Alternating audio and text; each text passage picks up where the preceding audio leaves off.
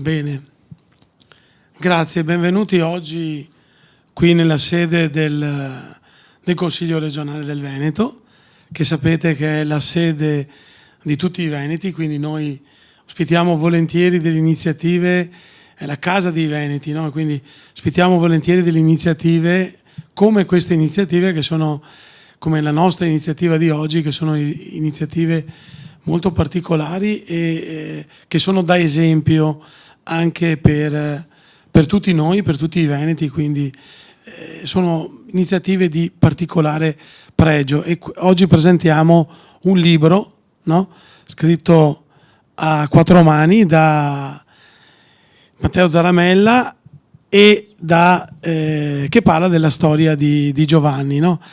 E innanzitutto darvi anche il benvenuto e anche il saluto a nome del Consiglio regionale del Presidente Roberto Ciambetti, che purtroppo non può essere oggi qui con noi, ma vi saluta.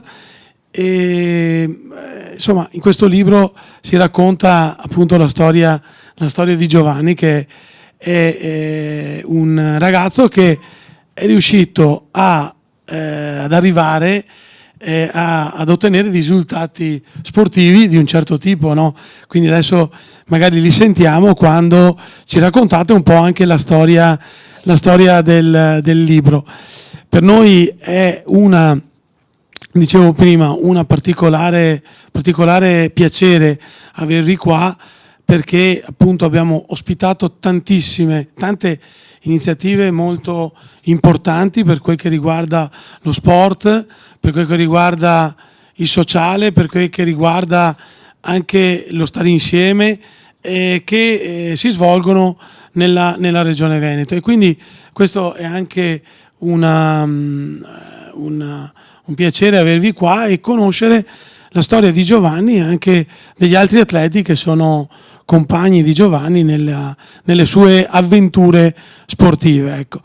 Quindi io do la parola. Io sono Luciano Sandonà, fra l'altro conosco Matteo da qualche anno, perché Matteo è il figlio della mia indimenticata maestra, quindi insomma che mi ha formato, e insomma per me e per gli altri alunni della nostra classe elementare è rimasta non solo nel nostro cuore, ma anche dentro di noi, perché devo dire che ci ha dato degli insegnamenti non solo scolastici ma anche di vita, che ci sono serviti per tutti gli anni a venire.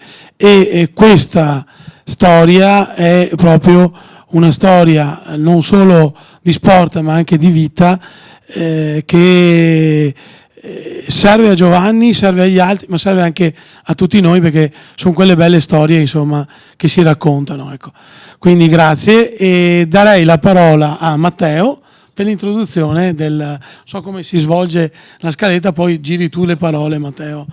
Grazie, prego Matteo. Buongiorno a tutti, ringrazio il Presidente Sandonà. Ringrazio il Presidente Sandonà, ci siamo incontrati qualche mese fa per caso, gli ho accennato di questo libro e poi si è fatto subito vivo invitandoci qui per discutere con noi di sport e disabilità. Il libro parla di Giovanni, ma semplicemente perché è mio figlio, ma potrebbe parlare di Roberto, di Stefano, di Marco, che sono qui, e tanti altri ragazzi. A proposito, abbiamo Roberto, che è il nostro decano tra gli atleti, ha vinto praticamente tutto, come anche Stefano, che ha vinto tutto nella marcia, e Marco, che è uno dei pilastri della Spea Padova nelle staffette che facciamo ai campionati italiani. Quindi il libro ha come soggetto, come protagonista Giovanni, ma Giovanni è semplicemente uno di loro.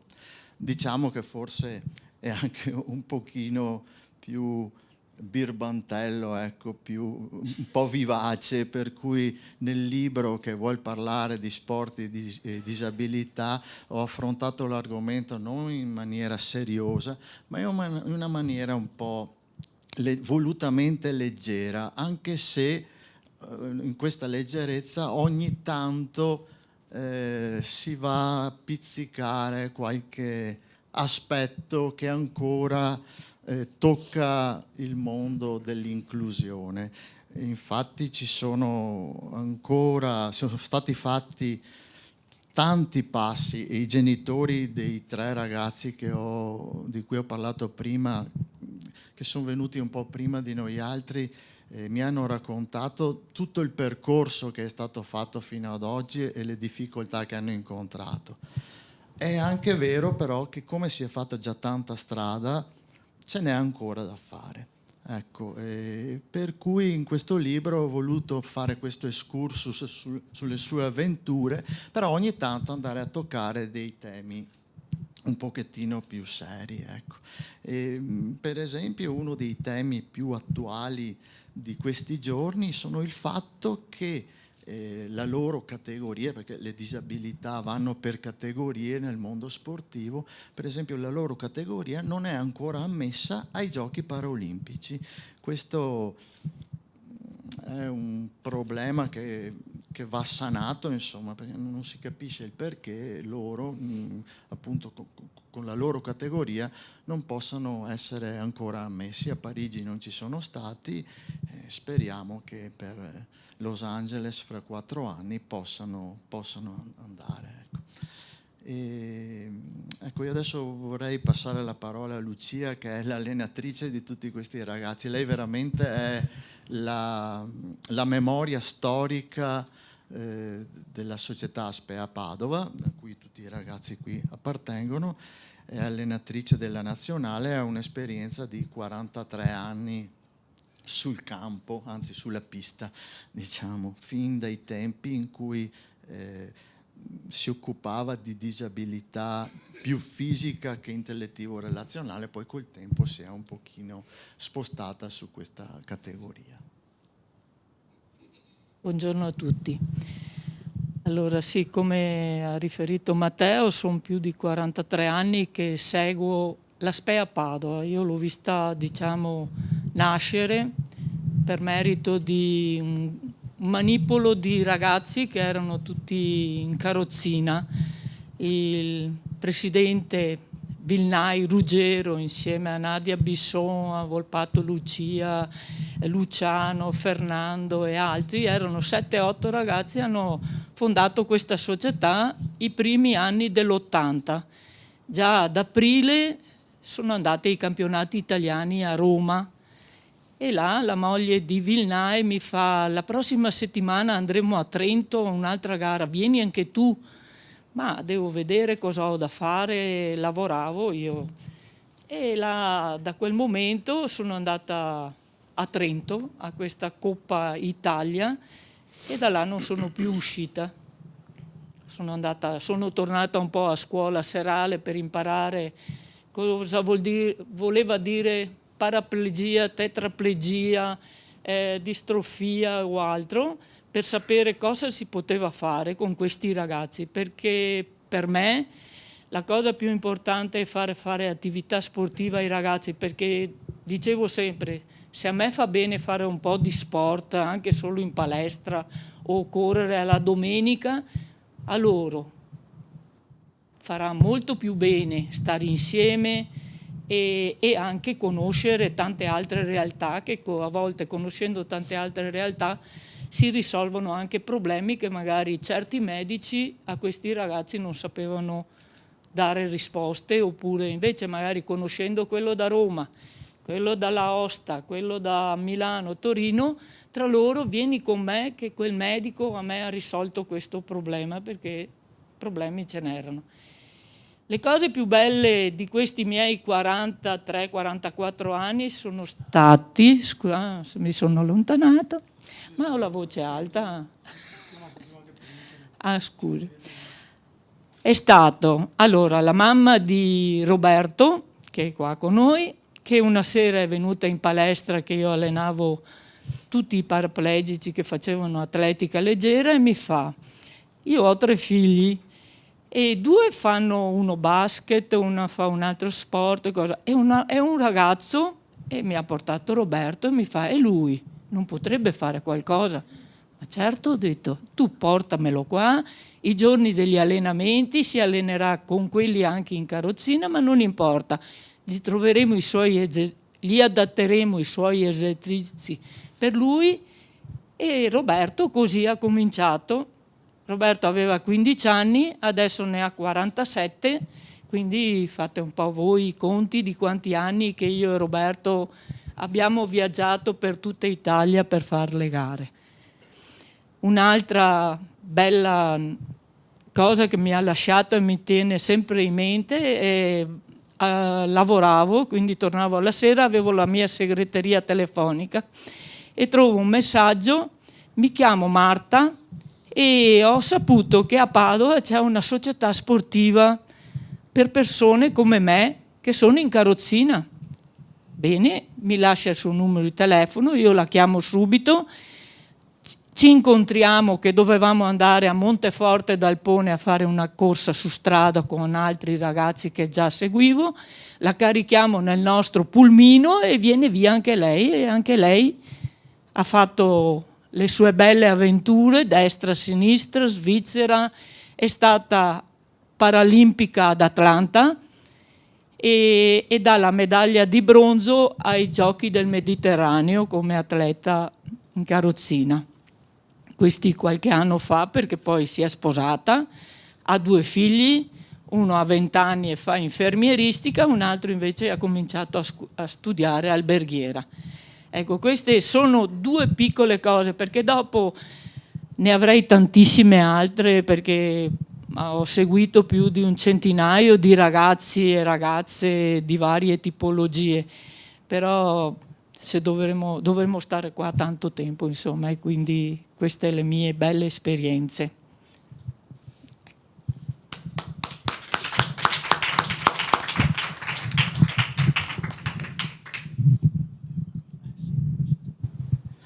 Bene, dai. No, Giovanni, dai, cosa dici oggi qua che siamo in Consiglio regionale del Veneto? Grazie a tutti e grazie anche a Google e grazie a voi, miei amici di 2 nazionali e non SPEA, grazie comunque. E grazie anche ai genitori e anche a mio padre per il fatto libro.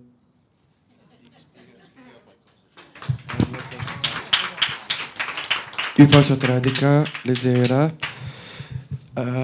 con Lucia. Lei disse lo faccio perché devo andare alla Fiamma dell'Oro con Jacobs, Gianmarco e devo ascoltare di più per questo, perché voglio bene. Vedi, lei sorriso sempre con me, voglio bene un sacco del cuore mio. E mio papà è un po' così perché mio padre è così sempre. E poi stasera 6 tennis di senior fanno finale. No, stanno giocando adesso, sinceramente, perché giocano in Cina, l'ATP di Pechino, mi sembra, quindi sono in diretta adesso. Vabbè, magari la vedi stasera perché oggi siamo occupati e abbiamo questa presentazione oggi importante. Allora, grazie anche a Giovanni. Io ne approfitto anche per ringraziare Lucia e tutti coloro che collaborano con la SPREA Padova, che è una importantissima associazione. Conosco anche Vinnai, quindi so quanto impegno ci mettete nella cura e nel realizzare anche i sogni di questi ragazzi, che sono ragazzi che gareggiano in queste categorie. Ma io vedevo nei giorni scorsi, ecco, mi ricollego al discorso delle Paralimpiadi di Parigi, no? Io vedevo nei giorni scorsi l'interesse che c'è intorno alle Paralimpiadi. Devo dire che lì cioè c'è stata una crescita non solo del movimento, ma anche dell'interesse dei mass media, cioè, vorrei dire anche degli sponsor e di tutto il resto, perché sono delle gare che sono seguitissime, sono molto seguite. Ho sentito anche parecchie persone che le hanno viste e le hanno seguite, quindi se torniamo indietro di 10-15 anni fa, insomma, stiamo parlando veramente di un altro mondo rispetto a quello che abbiamo visto poche settimane fa a Parigi. Quindi credo che sia molto importante far entrare anche questa categoria nelle Paralimpiadi e credo che insomma nei prossimi anni l'auspicio è quella che entri anche nelle Paralimpiadi, magari possiamo vedere anche Giovanni in gara nelle Paralimpiadi. Gli atleti italiani fra l'altro hanno conquistato un sacco di medaglie, anche Giovanni ha vinto un sacco di premi e di medaglie nella sua categoria, quindi non so, volevi raccontare un po' cosa avevi vinto, Giovanni? Io ho vinto a Padova, io con Stefano siamo stati in hotel e poi il nostro gruppo di nazionale abbiamo vinto 4x400, vinto io contro Andrea Piacentini, di 10 più anni di me. Io faccio io, Andrea, mi frego io perché mi corro veloce, potente. Grazie Lucia, grazie comunque. Bisogna un attimino spiegare. Andrea Piacentini è un ragazzo di Maranello, è diciamo da qualche anno il più forte dei velocisti, e per Giovanni, per Roberto rappresenta un pochettino il riferimento, il Bolt della loro categoria, quindi è sempre proprio un riferimento sul quale tenere l'attenzione per dire sono andato forte o non sono andato forte. La cosa importante è che Giovanni con Andrea, con altri due ragazzi, uno di Molfetta e di Roma, Enrico Pio e Tiziano, a Padova hanno vinto la medaglia d'oro agli europei nella 4% e nella 4x400, mentre quest'anno in Turchia i Trison Game hanno vinto sempre nella 4% e nella 4x400 la medaglia d'oro ai mondiali, facendo i record del mondo in entrambe le specialità. Quindi vedete che anche insomma, per i nostri atleti non valgono certi stereotipi che spesso ci sono, cioè siamo tutti buoni, siamo tutti bravi, cioè, ci sono le rivalità, e il passo successivo invece ci sono le alleanze per vincere insieme le staffette. Quindi l'invito è soprattutto ai ragazzi giovani di venire a vedere le loro gare, ne fanno parecchie in primavera e in estate, perché c'è veramente da imparare e c'è da mettere via qualche stereotipo che ancora veleggia nel credere dell'uomo della strada. Per cui proprio un consiglio: venite a vedere una gara, così vedete il loro impegno, vedete i loro risultati, vedete i loro errori, ma c'è molto molto da imparare. Chi viene o casualmente o perché è accompagnato, quando se ne torna a casa è un po' diverso, nella testa si innesca un qualcosina che lo fa pensare in maniera diversa, e questa alla fine è una crescita per la società. Allora, è anche un'occasione, aggiungo io, per viaggiare, per Giovanni e anche per gli altri, per vedere posti nuovi che magari noi tutti magari a volte facciamo fatica ad andare in giro nei posti, quindi le occasioni per gareggiare sono anche le occasioni per conoscere altra gente, anche ragazzi di altri paesi, no? Anche questo è un arricchimento e un arricchimento anche per loro, oltre che una competizione che abbiamo sentito che è anche accesa, ecco. Bene, io quindi a questo punto invito anche a leggere questo libro, perché credo è molto interessante. Noi abbiamo letto anche noi qualche passaggio del libro che racconta di Giovanni, delle sue avventure sportive, no? E che sono poi le avventure di tanti ragazzi che si approcciano allo sport e con lo sport è anche un'occasione di crescita e così anche di realizzazione dei propri sogni, dei propri desideri. In questo caso credo che l'attività della Sprea e di tutte le associazioni che lavorano in questo ambito sia un'attività senz'altro meritoria, molto meritoria. Io dico sempre, quelli che fanno lo sport, specialmente per i ragazzi giovani, lo vedo sul calcio, nell'atletica, eccetera, anche questo che è ancora più importante, perché è uno sport che riguarda la disabilità e quindi aiuta i ragazzi a stare insieme, a crescere, a migliorare e insomma anche a raggiungere dei risultati che adesso abbiamo visto che hanno anche un sapore e un significato particolare. Ecco. Quindi grazie per essere stati qui oggi con noi. Abbiamo un video, perfetto, mandiamo il video. Mi metto di qua, lei stia pure qua così mi metto io e lo vedo. Il pittore al pennello, lo scrittore la penna, lo scultore lo scalpello. Ecco, sono tutti oggetti che non sono solo strumenti per realizzare la propria arte, ma meglio delle appendici che rappresentano un'estensione del proprio corpo, e di questo corpo ne fanno parte quasi anatomicamente, sono un tutt'uno.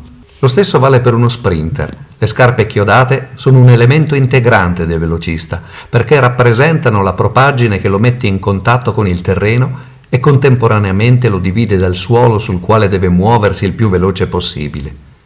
Le scarpe chiodate sono aderenti al piede, lo vestono, lo esportano, diventano cosa unica con l'atleta. Un velocista non può prescindere dalle sue scarpe chiodate. Toglietemi tutto, ma non toglietemi le mie scarpe chiodate, direbbe una nota pubblicità. Manuela Levorato, nel suo libro La corsa, le mie ali, a proposito delle sue scarpe chiodate dice: in tutte le trasferte aeree le mie scarpette chiodate viaggiavano sempre con me nel bagaglio a mano per scongiurare la possibilità di non ritrovare la mia valigia all'arrivo in aeroporto. Se l'avevo con me, avevo tutto. Del resto avrei anche potuto perderlo, ma le mie scarpe da gara proprio no. Per un ragazzo che pratica atletica leggera, ricevere le sue prime scarpe chiodate è un evento molto importante. È una promozione, è una consacrazione, l'approdo ad uno status, un riconoscimento di appartenenza ad una classe di atleti. A Giovanni le prime scarpe chiodate sono arrivate poco dopo il passaggio alla categoria degli agonisti. Durante un allenamento sulla pista di Piombino Dese, in una giornata autunnale e fredda, senza preavviso, Lucia gliele consegna poco prima delle ripetute finali dicendogli di provarle. Il test sulla pista umida va bene e da allora anche per lui sono diventate compagne di viaggio in tutte le gare. Le conserva in un sacchetto di tela rosso e bianco, gli stessi colori della divisa della sua squadra, assieme ad un calzare indispensabile per indossarle. Lui però, a differenza di Manuela, qualche volta le dimentica sulla tribuna o a bordo pista. Questo ovviamente succede poco prima dell'inizio della gara, ne consegue la ricerca concitata degli allenatori. Una sola volta le sue scarpe chiodate lo hanno ingannato. Era ad Ancona ai campionati italiani indoor durante una batteria dei 60 metri. Superato il traguardo, sullo slancio, ha continuato la corsa verso i materassi dove gli atleti si fermano. In quel tratto la pista centrale incontra quella esterna sulla parabolica con una salita. Complice la stanchezza, il rilassamento a fine gara, fa un passo con un piede troppo basso, piantando i chiodi sulla pista e incespicando in avanti. Risultato: un ruzzolone con relativa sbucciatura al ginocchio destro. Giovanni ha una soglia del dolore molto alta, una disinfettata alle ferite e via per il riscaldamento per la finale dei 60 metri che si svolge un'ora più tardi. In quell'occasione vince il bronzo. Oggi ha un paio di scarpe chiodate rosse che dovevano essere un regalo di compleanno, ma con tutta l'astuzia che mette in atto quando qualcosa lo interessa veramente e con un escamotage ben riuscito, ha raddoppiato il regalo ottenendo anche un paio di cuffie. Anch'esse sono diventate un accessorio indispensabile da portare sempre in trasferta, una specie di coperta di Linus. Le indossa prima del riscaldamento per sentire della musica o, come dice lui, la mia musica preferita, un misto di quei cantanti inascoltabili del giorno d'oggi. Le scarpe chiodate sono aderenti al piede ed è molto difficile che si infili dentro qualcosa, specialmente sulla pista di atletica che di solito è molto pulita. Può comunque capitare. Ma quali sono i sassolini che possono entrare nelle scarpe chiodate di Giovanni? Sono gli sguardi e i commenti di talune persone, sempre meno per fortuna, che guardano il down come fosse un marziano verde con il naso a trombetta e le antenne sulla testa. A dare certe occhiate sono soprattutto persone di mezza età che osservano con un'espressione tra il compiaciuto e il patetico, somministrando commenti e giudizi a bassa voce a chi li accompagna. Quasi mai sono giovani che, anzi, dimostrano grande apertura e complicità. Ad esempio, quando Giovanni e i suoi compagni di squadra fanno i banchetti natalizi in centro a Padova per finanziare la società di calcio a 5 dove gioca, sono soprattutto ragazze e ragazzi che si fermano, ascoltano con interesse la presentazione della squadra e contribuiscono come possano. È capitato di vedere che alcuni aprono un portafoglio dove ci sono solo 2 banconote da 5 euro e, rinunciando ad una di esse, comprano le 2 stecche di cioccolata che vengono loro proposte, dando così il loro contributo concreto. Mi viene ora in mente anche un episodio accaduto durante lo scorso inverno, quando, nel tardo pomeriggio, saltato un allenamento in palestra, portiamo Giovanni alla pista indoor a Padova. Gio si allena da solo facendo il riscaldamento, alcune ripetute sui 60 metri e alcuni giri sui 200 metri intervallati da qualche momento di riposo seduto a terra sul bordo della pista. Al termine, mentre sulle tribune si sta mettendo la tuta e il giubbotto, si avvicina un ragazzo sulla ventina che fino ad allora si allenava con dei compagni in un altro settore della struttura e sorridendo gli dice: «Beh, mi devo complimentare con te, bravo!» Poi, dopo aver salutato, se ne torna verso i suoi compagni per continuare ciò che aveva poco prima interrotto. Giovanni lo insegue per chiedergli il nome, Marco forse, non ricordo, ma non importa, e si salutano nuovamente. Quel ragazzo così giovane, forse di nome Marco, della vita ha già capito tutto. Caro Marco, una canzone di qualche anno fa del più noto gruppo pop italiano dice: «Se il mondo assomiglia a te, non siamo in pericolo». Altri sassolini, fastidiosissimi, sono certi appellativi che vengono talvolta pronunciati dall'ignoranza. Altri, ancora molto ingombranti, sono le difficoltà che si incontrano a dialogare con le istituzioni, ad esempio quelle scolastiche o assistenziali. Ma fermiamoci qui. Questo libro non è il luogo dove parlarne.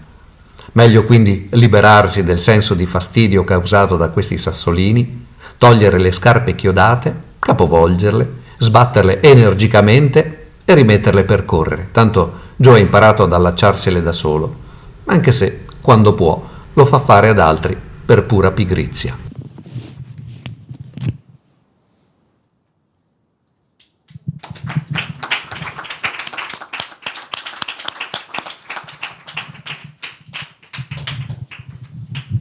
Bravo Giovanni, devo dire che il racconto così che erano delle parti del libro, no?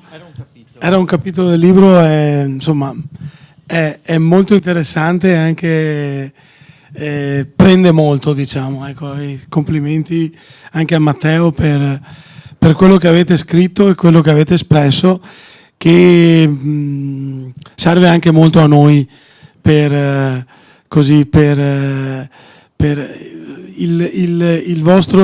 la vostra presentazione di oggi, come ho detto prima, serve anche molto a noi per capire bene anche il senso della vita e tutte le cose che facciamo. E credo, e complimenti ancora alla SPEA, alla società sportiva e anche nazionale, sì. E insomma avete visto che le gare, insomma, sono gare anche toste e anche di un certo tipo, insomma, anche i risultati, quindi abbiamo visto anche tanti campioni dello sport, qualcuno in foto e qualcuno anche dal vivo con Giovanni. In tempi miei c'è la foto anche di Pietro Menea, insomma, ma adesso in Italia ce ne sono degli altri, no? C'è Jacobs, poi spenta. allora Gianmarco, Filippo fa... Ci penso io. Gianmarco Tamberi e sua moglie Chiara, lo saluto su Google. E Filippo Tortu a Milano, fa l'università a Milano. E saluto anche mio fratello, si chiama Leonardo, perché mi rompe il schema di scatole, mio fratello sempre ricordo la storia meglio. E poi mia mamma Fanny, mia mamma è brava a cucinare e fa tutto per me, curare, freddore, oggi sono fortunato per il dito e sono abituato, devo calmarmi, tutta Lucia, devo fare il riposo, ricordo. E Lucia ha detto, Giovanni, ricordati, non mollare mai, perché devi andare a Olimpiadi a Stati Uniti forse con Jacobs, Filippo o De Marco per vittoria, perché non voglio mollare. Io, avete visto il video, io lo frego, perché frego Andrea e gli altri, devo acquistare tutto Italia e tutto regionale. Ok? Grazie. Bene, bravo Giovanni. Beh, la mamma credo che ti fa anche ti dà anche degli alimenti che ti servono anche per correre meglio, no? Quindi alimenti dietetici e per mettere più benzina nel motore, no? Esatto, è molto bellissima. Neanche mio papà è molto figo così oggi. Bene, grazie a tutti per oggi e grazie di questa splendida giornata che ci avete regalato. Grazie ancora. Parliamo anche la spea nazionale? No, per loro. Abbiamo finito, adesso facciamo un'altra bella foto. Giovanni, facciamo un'altra bella foto tutti insieme, così la mettiamo sui nostri annali come ricordi.